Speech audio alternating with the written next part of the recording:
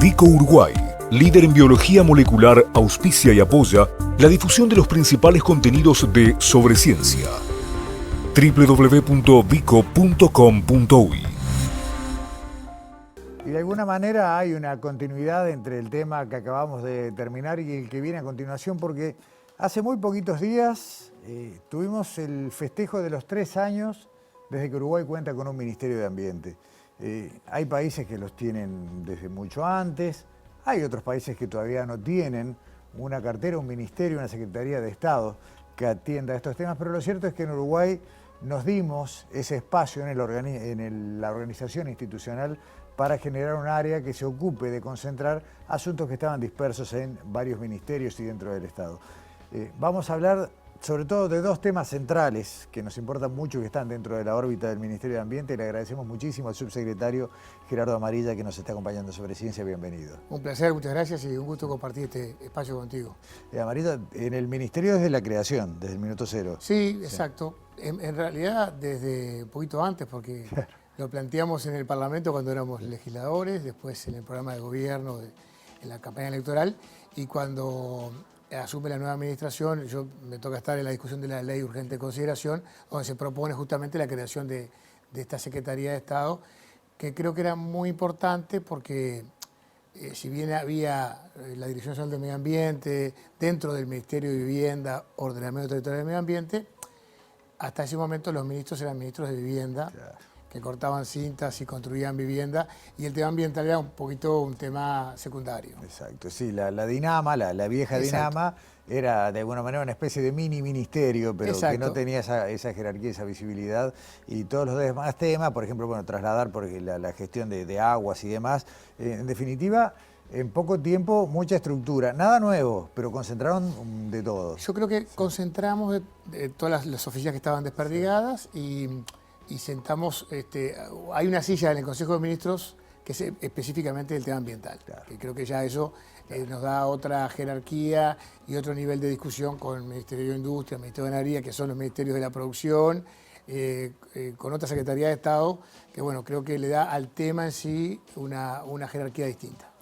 Hace muy pocos días anduvo por sus pagos, por el departamento de Rivera, en una de las tantas actividades vinculadas, en este caso, a la gestión del acuífero Guaraní. Vamos a hablar en esta primera parte de la nota de aguas subterráneas.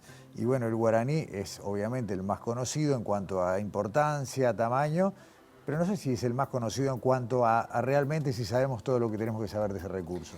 En realidad no sabemos todo todavía. Ahí podemos ver el mapa del acuífero Guaraní.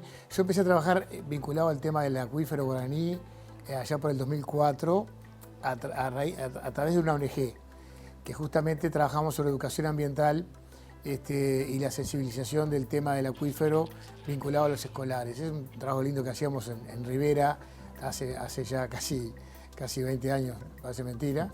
Y en aquella época se desarrolló lo que fue el proyecto 1 del sistema acuífero Guaraní, un proyecto que en ese momento estaba vinculado a la OEA, el GEF, bueno, obviamente los 4 países que compartimos este recurso, Brasil, Argentina, Uruguay y Paraguay.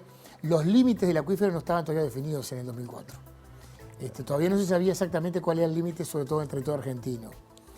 No teníamos idea todavía cuánto usábamos el acuífero, porque había algunas ideas de cómo era esa formación geológica, pero no sabíamos en qué profundidades y qué cantidad de agua. Y después se fueron descubriendo cosas entre el 2004 y el 2009, que fue el desarrollo de ese primer proyecto del acuífero Guaraní, y ahí terminó, digamos, con un libro que se llama el programa de acción estratégica, que tiene, bueno, toda una cantidad de conclusiones de investigaciones y estudios sobre esta reserva de agua dulce, que es una de las más importantes del mundo y que yo creo que conocemos mucho más de lo que conocíamos en el 2004, pero todavía nos falta mucho para ver cómo se vincula con otros sistemas de agua subterránea, cómo es su capacidad de recarga. Tenemos más o menos aproximación de qué usamos. Ahí estamos viendo fotos de imágenes de las termas de nuestro litoral. Se usa para recreación, se usa para industria. Lo decíamos el otro día en esa reunión. No se podría concebir el desarrollo de San Pablo si no existiera el acuífero guaraní, para que vean lo importante que es en algunos lugares del territorio. En Uruguay todavía lo utilizamos muy poco, y bueno, y estamos, bueno, por lo menos está preservado, digamos. Eso le iba a decir, tal vez no esté mal decir lo utilizamos muy poco. No, claro. Sí. Yo creo que no está mal. Depende, capaz que lo usamos mucho más que hace 40, 50 años. Tal vez tenemos que tener datos más acabados para saber sobre el uso, cuánto podemos aumentar el uso del acuífero guaraní, pero claramente a partir del uso podemos generar más desarrollo, más producción, más trabajo, más riqueza, pero manteniendo ese equilibrio necesario entre la capacidad de recarga del acuífero y la capacidad de extracción. Le amplió la pregunta geográficamente. Le preguntaba hace rato qué sabemos del acuífero guaraní y ahora le pregunto qué sabemos de los acuíferos en nuestro territorio en general. Bueno, ahora con la sequía nos hubiera gustado saber un montón. Exacto. Sí. Yo creo que yo he hablado con muchos geólogos, en realidad soy de formación abogado y de estos temas ambientales hace más de 20 años que también estoy muy vinculado a eso, pero en realidad he hablado con geólogos que son los que saben del tema. Y creo que tenemos información de determinadas reservas de aguas subterráneas en el país, todavía nos falta mucha información. Son trabajos caros, son investigaciones que no son fáciles de hacer, hay que hacer cateos a veces de más de 1000 metros, claro. Y eso supone a veces una investigación que una perforación de 1000 metros por ahí sale $1 millón, entonces digo, tiene sus costos, a veces no tenemos los recursos suficientes, ni la continuidad en el trabajo también, que a veces pasa. Hay investigadores que comienzan a trabajar en ese tema, pero después discontinúan los estudios y ese material o se pierde o se desactualiza. Sabemos que hay algunas reservas de agua importantes en el país. Aquí cerca de Montevideo tenemos el Raigón, en la zona de San José, algunos acuíferos también en la costa, el Chuy, hay uno en el acuífero Mercedes, el Arapey, bueno, el guaraní, que es un poco la estrella porque es el más importante, ocupa el 23% de nuestro territorio, casi una cuarta parte del país, que no es menor. Lo que pasa es que en algunos lugares el acuífero guaraní está a nivel superficial, en las zonas de las areniscas de Rivera y de Tacuarembó, allí en el eje de la Ruta 5, el acuífero guaraní está a nivel de la superficie. Uno cuando va en la ruta a veces ve la roca arenisca, que es una roca rojiza, cómo llora, cómo el agua va saliendo, naturalmente porque está allí a nivel de superficial, y más o menos se calcula que en ese límite del acuífero, que es el límite justamente del o sea, oriental, más o menos tiene 400 metros de profundidad. Y después esa roca se mete abajo del basalto y llega a los 1200 metros a la altura del río Uruguay, en Salto de Paysandú. Por eso las perforaciones las termales. De termales, o sea, perforan todo lo que es el basalto y extraen agua de allá de 1200 metros, que cuando sube tiene esa temperatura tan agradable para los baños, ¿no? Amarilla, ¿se coordinan? Usted hablaba hace un ratito de algunos de los costos asociados a todo esto. ¿El Ministerio de Ambiente financia, coordina investigaciones científicas vinculadas a los acuíferos de Uruguay? Sí, tenemos algunas líneas de investigación, algunas que son con técnicos del Ministerio, probablemente dicha, algunas que son con acuerdos con la Universidad de la República, con el Instituto Clemente Estable, en particular de aguas subterráneas, con alguna facultad de la Universidad de la República hemos hecho investigaciones. Claramente necesitamos mucho más. Es un tema que creo que a esta altura y en lo que hemos vivido en los últimos meses, en los últimos años, esta sequía, este periodo de déficit hídrico que terminó con una crisis hace pocos meses, nos ha, de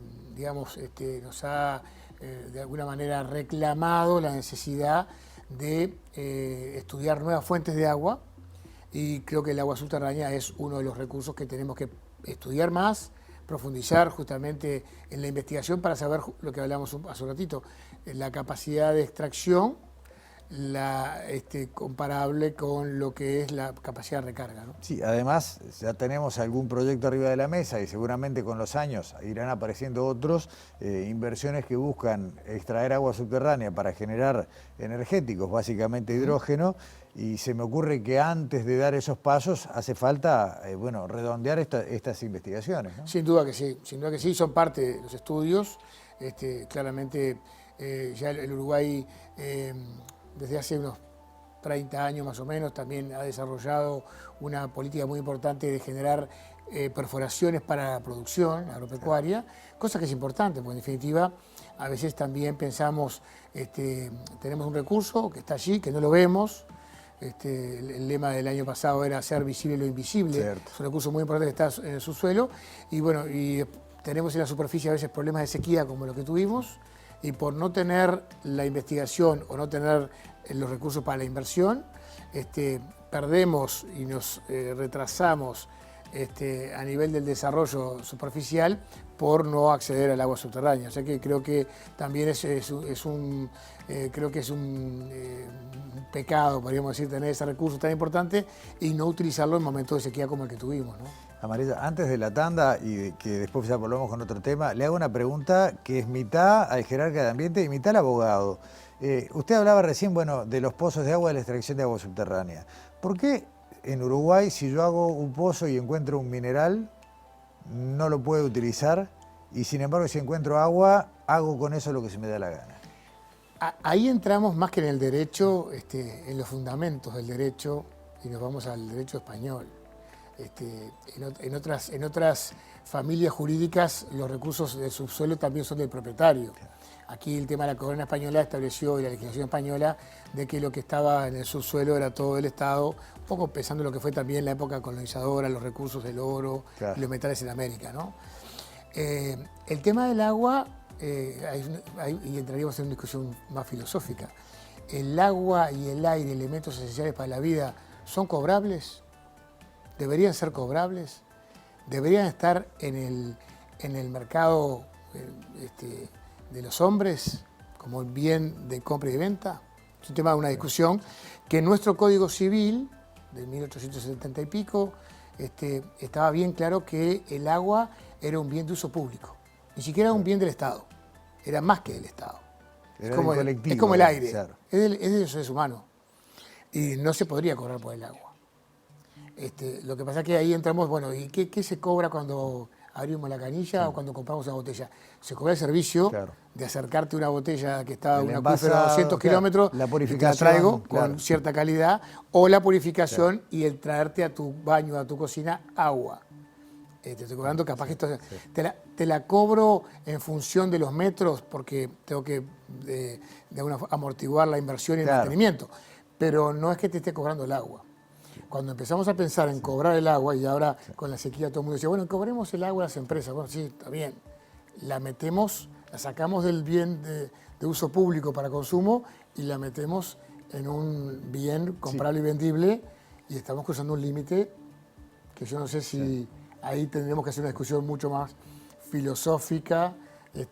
Solicitamos después de cruzarlo, ¿no? Pero también te digo, y no es para irnos por ese lado, pero también está lo que usted decía, quien hace un pozo en su casa o en su campo, en su predio, y no tiene que rendir cuentas a nadie. Claro, en realidad tiene que rendir cuentas hoy, a partir de la modificación que hubo al Código de Aguas y la Ley de Riego, tiene que registrarlo en el Ministerio de Ambiente, no para que nosotros le cobremos el agua o le controlemos, sino que para justamente ver una visión integral de la reserva agua. O sea, quien hace un pozo hoy y saca agua tiene que registrarlo. Exacto, obligatoriamente. Tiene que registrarlo obligatoriamente en la Dirección Nacional de Aguas, que es una oficina del Ministerio, sí, de Ambiente, y que es bueno también informarlo porque en otros países que no se hace, la excesiva extracción de este recurso termina bajando los niveles, claro, y afectando a todos los usuarios, ¿no? Nos espera que hacemos una pausa, María. Ya volvemos.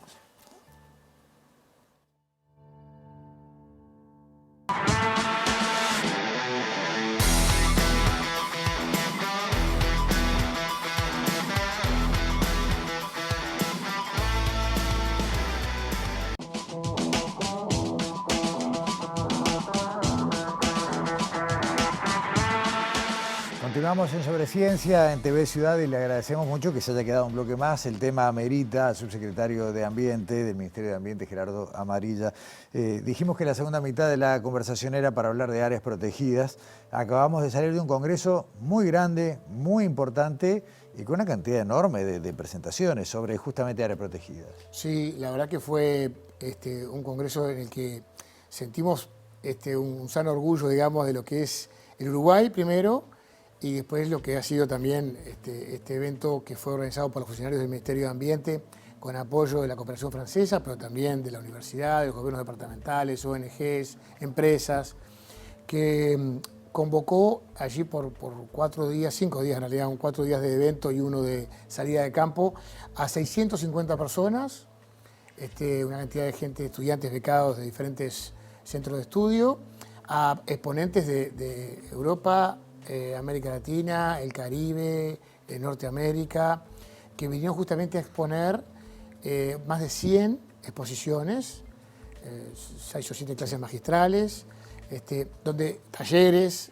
fue un encuentro de altísimo nivel, en el que hablamos no solamente de las áreas protegidas de Uruguay y la riqueza que tenemos en nuestro territorio con protección legal, sino que hablamos de la herramienta como tal, de la protección de la biodiversidad in situ, que es esto, digamos, bueno, tener un espacio en el territorio o en el mar que podamos proteger y poner condiciones para que los seres humanos allí tengamos ciertos límites a nuestras actividades y se puedan, bueno, allí proteger o cuidar la biodiversidad, la fauna, la flora, el resto de los seres vivos que están en ese lugar, la calidad, por supuesto, del ecosistema, el paisaje, en algunos con interacción humana, porque hemos a lo largo de la historia y los siglos generado actividades allí, pero protegiendo esa riqueza que creemos que es importante cuidarla para la posteridad, o sea que para que las futuras generaciones conozcan el país que también nosotros recibimos y también, por supuesto, que permitir actividades de las comunidades locales que también puedan desarrollarse y bueno, tener, digamos, actividades económicas sostenibles y que también contribuyan a esta protección, ¿no? Que haya un desarrollo asociado a una explotación sana, correcta y sobre todo equilibrada de estos recursos que son paisajísticos, turísticos, didácticos. Bueno, y en algún caso productivo, también uno ve a veces que hay producción ganadera asociada. Sin duda, claro. Y que además esa producción, que es un tema que también hablamos allí en el Congreso, nos tocó decir algunas palabras, que esa producción además tenga como un reconocimiento internacional, a partir de que es producción, en este caso cárnica, ¿no? Del área protegida o lácteos, o como pasa en las islas del río Uruguay. Es una cosa interesante que hay apicultores, yo miraba recién unas imágenes de abejas, ¿no? Que tienen las colmenas en cajones que están atados a los árboles y con flotadores, pero cuando sube el río, si no se lo llevaría y lo dejaría acá en el río de la Plata. Entonces, esos apicultores tienen una miel con un sello del área protegida, que abejas que se alimentan básicamente de lo que es la flora del río Uruguay, que es un ecosistema específico dentro de nuestro país, lo que es el corredor biológico del río Uruguay, y que esa miel claramente tiene otra categoría, otra calidad, otro sabor, y que con un sello de estar siendo producida en un área protegida, le da incluso a nivel internacional otro estatus, ¿no? Habló recién de algunas de las conferencias magistrales del Congreso de Áreas Protegidas y una de ellas, sobre la cual había bastante expectativa, tenía que ver con la intención de Uruguay de, en el año 2030, elevar el 30% de su área marítima a la categoría de área protegida. Y suena hoy utópico, o sea, le creo más al que me dice que vamos a hacer un mundial de fútbol que el que me dice que vamos a poder proteger el 30% del mar. Qué desafío, ¿eh? En julio del 2030 celebrar las dos cosas. Bueno, el inicio del Campeonato del Mundo en el Estadio Centenario y el 30 por 30 de Uruguay en el mar es un desafío importante, teniendo en cuenta que partimos de un 0,7 o 0,9% hoy de protección marina. En realidad tenemos algunas áreas marinas asociadas al territorio, Claro. la extensión de lo que es el Cabo Polonio, por ejemplo, o la Laguna Garzón, o bueno, aquí cerca de Montevideo, la isla de Flores y un pequeño espacio de marino asociado, pero claramente estamos en una dirección en el mediano plazo o en el corto plazo llegar a un 10%, y ya tenemos 2 o 3 propuestas en discusión en el Ministerio de Ambiente. Una de ellas que está bastante avanzada, yo diría avanzada ya que es inminente, que es la definición de área protegida de Isla de Lobos y su espacio sumergido continuo, que evidentemente genera allí una aproximación, tal vez a un porcentaje importante. Y bueno, el periodo que viene tenemos un desafío grande como país, que creo que además ahora hay tecnología. Primero, tenemos investigación de la que sabemos qué riquezas tenemos, ¿no? Incluso hicimos una resolución del Ministerio que fue de diciembre del 2022, donde tenemos los cañones marinos sumergidos, esa depresión que se da cuando uno deja la plataforma continental y se va al talud, y que ahí de alguna manera hay una profundidad y unos cañones sumergidos que generan toda una biodiversidad muy rica, con una fauna muy especial, que hay un documental, no sé si puedo pasar el chivo de un Sí, claro. National Geographic, que de alguna manera lo investigó, lo filmó, y creo que va a ser un documental específicamente sobre eso, los corales profundos del Atlántico, con una fauna espectacular. Y bueno, allí tenemos ya mapeado e identificado la riqueza que hay. Tenemos que ahora establecer algunas pautas y hacer algunos procesos para poder justamente comenzar a declarar lugares protegidos. Y hoy tenemos tecnología que no precisamos tener helicópteros o barcos todo el tiempo protegiendo esa zona, sino que tenemos tecnología suficiente como para tener un control de lo que se hace y un plan de manejo para que tanto las actividades que se puedan desarrollar como la pesca tengan de alguna manera ciertos límites, ciertos controles, que de alguna manera también sabemos que aquí el Ministerio de Ganadería, Agricultura y Pesca, que es el quien regula la pesca, ya está trabajando en eso y estamos en coordinación al respecto. Mencionó a Islote de Lobos, pero no es la única zona que está pronta a ingresar al sistema. Está en proceso de ingreso al Sistema Nacional de Áreas Protegidas. Sí, está en proceso de ingreso esa zona. Hay otra zona de corales profundos. También tenemos algunas áreas continentales o insulares. Allí Cerro Arequita en Minas, que está bastante avanzado. Hubo una audiencia pública hace pocas semanas. Tenemos los humedales e islas del que es, podríamos decir, las márgenes del Río Negro entre la ciudad de Mercedes y el río Uruguay, sobre todo lo que es el departamento de Río Negro. También tenemos algunas islas en el Queguay, en la desembocadura del río Uruguay, algunas islas en lo que es hoy el estero de Farrapos, que no estaban incluidas, pero que a partir de una compra del Estado y una donación que ha habido de una organización internacional que está vinculada a una ONG local, AMBA, han donado o están en proceso de donación al Estado, y ahí se van a incluir esas islas dentro de la área Sería una protegida. ampliación en ese caso. Una ampliación que creo que bueno, es importante porque en definitiva, como lo decíamos, es preservar una biodiversidad muy, muy rica del país que tenemos, pero además también darle a los lugareños y a la gente que vive en esa zona oportunidades especiales de desarrollo. Sí, claro. El intendente de Río Negro, Omar Lafluf, con el que hemos trabajado mucho sobre el tema Farrapo, que estamos viendo ahora la imagen, a partir de esta ONG AMBA y de un filántropo norteamericano, Butler, ha generado todo